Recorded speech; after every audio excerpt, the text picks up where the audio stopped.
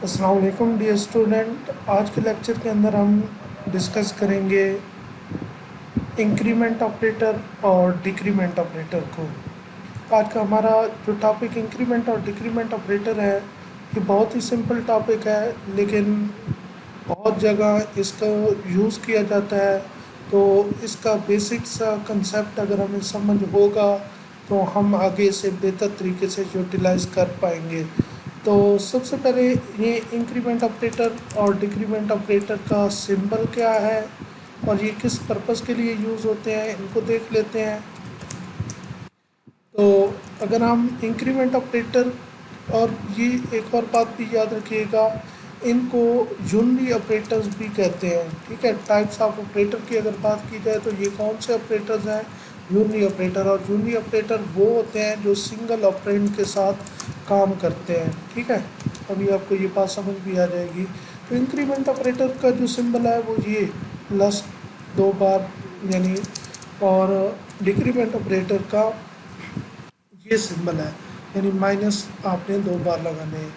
अब ये जो इंक्रीमेंट ऑपरेटर है ये एक का एडिशन करता है, यानी आपकी एक्चुअल वैल्यू में एक क्या हो जाता है, ऐड हो जाता है। इसी तरह जो डिक्रीमेंट ऑपरेटर है ये 1 की सब्ट्रैक्शन करता है, यानी आपका एक जो है वो क्या हो जाता है, माइनस हो जाता है आपकी एक्चुअल वैल्यू में से। फॉर एग्जांपल एक्स की वैल्यू क्या है आपके पास 10 सपोज करें, और आप यूज़ करते हैं ये इंक्रीमेंट ऑपरेटर। तो यहाँ ये इंक्रीमेंट ऑपरेटर, अब देखें ये सिंगल ऑपरेंड के साथ यूज़ हो रहा है ना, इसको 2 ऑपरेंड तो नहीं चाहिए, तो सिंगल ऑपरेंड के साथ ये देखें यूज़ हो रहा है। अब जैसे ही बेशक आप इसको अलग अलग लाइन पे लिख लें, अलग अलग लाइन लिखें, तो ये ऐसे हो गया। ठीक है, तो अब देखें इस लाइन पे जो x की वैल्यू है वो क्या हो चुकी है, 11 हो चुकी है। यानी अगर आप x की वैल्यू को डिस्प्ले करवाएं, प्रिंट करवाएं, तो आपको x की वैल्यू क्या डिस्प्ले होगी, 11 डिस्प्ले होगी। इस इंक्रीमेंट ऑपरेटर ने x की वैल्यू को 10 से 11 कर दिया। इसी तरह अगर सेम हम डिक्रीमेंट ऑपरेटर को डिस्कस करें, जिसमें हमने कहा कि एक की सब्ट्रैक्शन होती है, तो अगर x की वैल्यू मैं सपोज करता हूँ मेरे पास 10 है, और इसमें से मैं क्या करता हूँ, इसमें मैं डिक्रीमेंट ऑपरेटर को यूज़ करता हूँ। डिक्रीमेंट ऑपरेटर कैसे यूज़ होगा, डिक्रीमेंट का सिंबल और वही सिंगल ऑपरेंड, जो भी ऑपरेंड होगा, x हो y हो, जो भी वेरिएबल हो आपने यहाँ पे लिख देना है। ठीक है, और याद रखिएगा ये हमेशा वेरिएबल के साथ यूज़ होते हैं, कांस्टेंट के साथ आपने इनको यूज़ नहीं करना। ठीक है, अब यहाँ पे x की वैल्यू क्या हो जाएगी, क्योंकि ऑलरेडी x की वैल्यू क्या है, 10 है। ऑलरेडी x की वैल्यू मैंने दोबारा से 10 कर दिया है, ये सपोज कर रहा हूँ। तो यहाँ पे जब डिक्रीमेंट होगा तो x की वैल्यू क्या होगी, 9। यानी अगर मैं प्रिंट करूँ x की वैल्यू तो क्या आएगी, 9। उसके बाद यहाँ दो कंसेप्ट और आ जाते हैं इंक्रीमेंट ऑपरेटर और डिक्रीमेंट ऑपरेटर के अंदर, और वो भी सिंपल से कंसेप्ट हैं। अगर उनको हम डिस्कस करें तो उसमें एक है पोस्ट फिक्स इंक्रीमेंट ऑपरेटर। ठीक है, और इसी तरह एक है प्री फिक्स इंक्रीमेंट ऑपरेटर। और अगर आप इनमें से एक भी समझ जाते हैं पोस्ट फिक्स इंक्रीमेंट ऑपरेटर में से, या pre fix, sorry, increment operator post fix और प्री फिक्स या डिक्रीमेंट ऑपरेटर में से एक समझ आ जाए तो दूसरा ऑटोमेटिकली समझ आ जाएगा। जस्ट एक में एक का एडिशन हो रहा है तो दूसरे में क्या हो रही है, सब्ट्रैक्शन हो रही है। ठीक है, इसी तरह डिक्रीमेंट ऑपरेटर में भी ये दोनों हैं। अब इनका जो सिंबल है, दोनों का सिंबल सेम रहेगा। सिंबल इसमें भी यही रहेगा, इसमें भी यही रहेगा। अब हमें कैसे पता चलेगा कि ये पोस्ट फिक्स इंक्रीमेंट ऑपरेटर है या प्री फिक्स है, सिंबल भी एक जैसा है। तो उसका एक आसान सा हल है, और उसका एक बेहतरीन जो सलूशन है याद रखने का, आपने पोस्ट फिक्स को याद रखना है पोस्ट पेड से, और प्री फिक्स को याद रखना है प्री पेड से। यानी जैसे पोस्ट पेड सार्फिन जो होते हैं, जैसे यू, टेलीनॉर और जैज़ वगैरह के, तो ये क्या करते हैं, पहले सर्विसेज यूज़ करते हैं, यानी कॉल, एसएमएस और इंटरनेट की सर्विसेज यूज़ करते हैं, और बाद में इनका बिल आता है और बाद में इनको पे करना पड़ता है।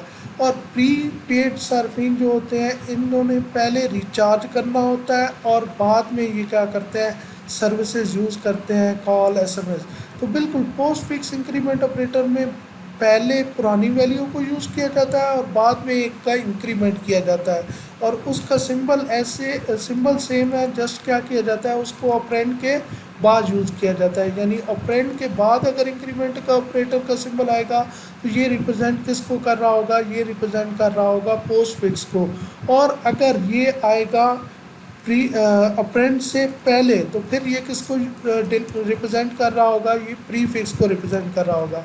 अब पोस्ट फिक्स पोस्ट पेड से याद रखेंगे, यानी पहले पुरानी वैल्यू को यूज़ करेगा और बाद में उसमें इंक्रीमेंट करेगा। और प्री फिक्स क्या करेगा कि पहले इंक्रीमेंट करेगा और बाद में, जैसे प्रीपेड से मैंने कहा कि पहले रिचार्ज करेंगे फिर वो आप सर्विसेज यूज़ कर सकते हैं।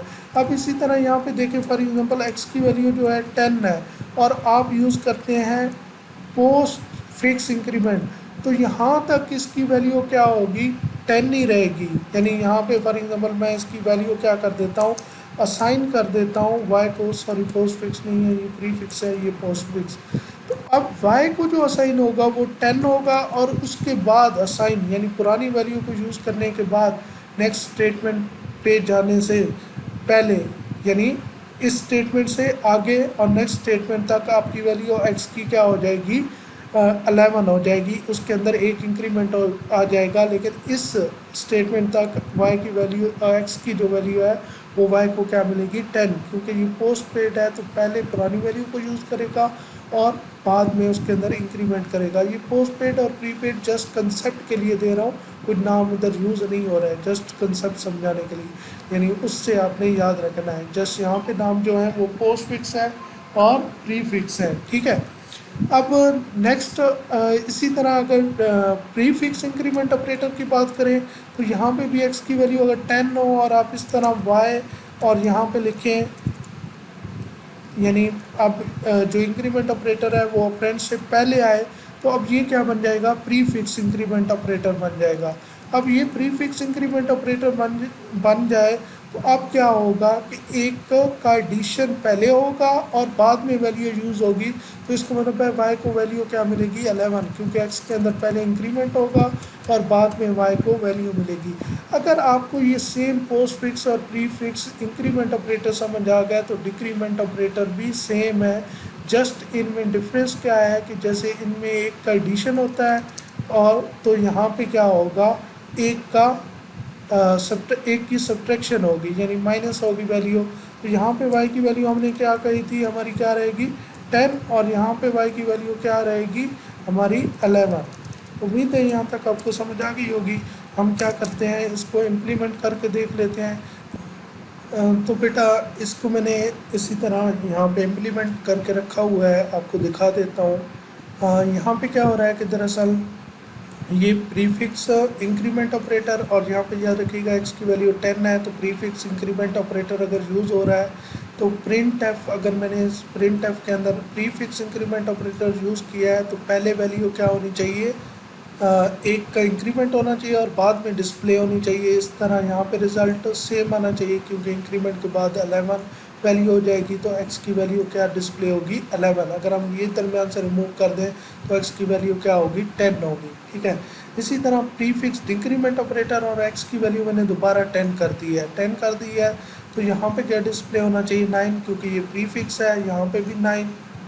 अब नीचे आए तो मैंने क्या किया हुआ है, y की वैल्यू को 10 किया हुआ है, और इसी तरह पोस्ट फिक्स इंक्रीमेंट ऑपरेटर लगाया हुआ है, तो यहाँ पे पोस्ट फिक्स इंक्रीमेंट ऑपरेटर की वजह से यहाँ पे क्या आना चाहिए, 10 आना चाहिए, ठीक है।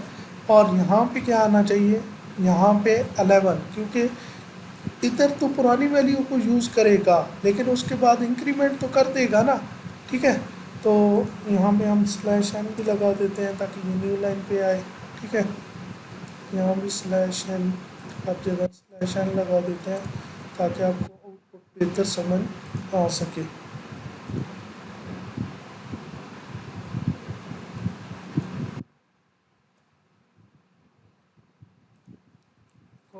मिस्टेक कर गया हूँ, यहाँ पे परसेंटेज डी भी नहीं लिखा हुआ। जल्दी से हम लिख लेते हैं परसेंटेज डी।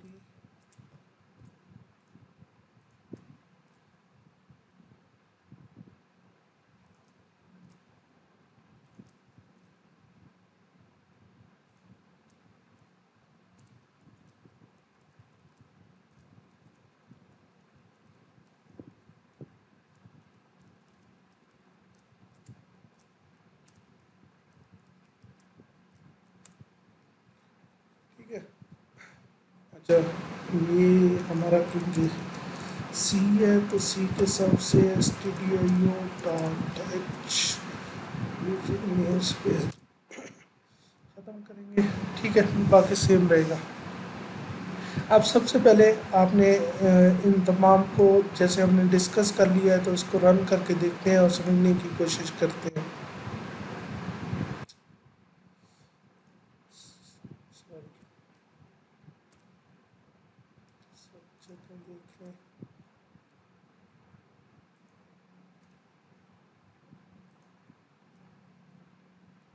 इस तरह की छोटी छोटी मिस्टेक का ख्याल रखा करें।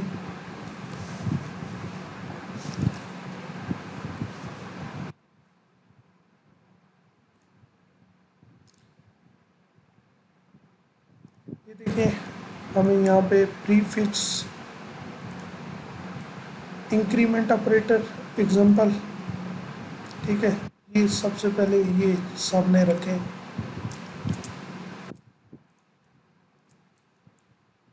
तो यहाँ पे प्रीफिक्स इंक्रीमेंट ऑपरेटर है तो आपको यहाँ पे क्या नज़र आ रहा है, 10 के बाद 11 और नीचे भी आपको नज़र क्या आ रही है, वैल्यू 11। इसी तरह प्रीफिक्स डिक्रीमेंट ऑपरेटर में 10 से 9 कर दिया और फिर 9 कर दिया। अगर पोस्ट फिर इंक्रीमेंट ऑपरेटर में देखें तो पहली वैल्यू 10 है और बाद वाली 11 है। तो क्योंकि पहले पुरानी वैल्यू यूज़ हुई है और बाद में इंक्रीमेंट, इसी तरह डिक्रीमेंट में भी पुरानी वैल्यू 10 डिस्प्ले हुई है और बाद में उसमें क्या हुआ है, डिक्रीमेंट।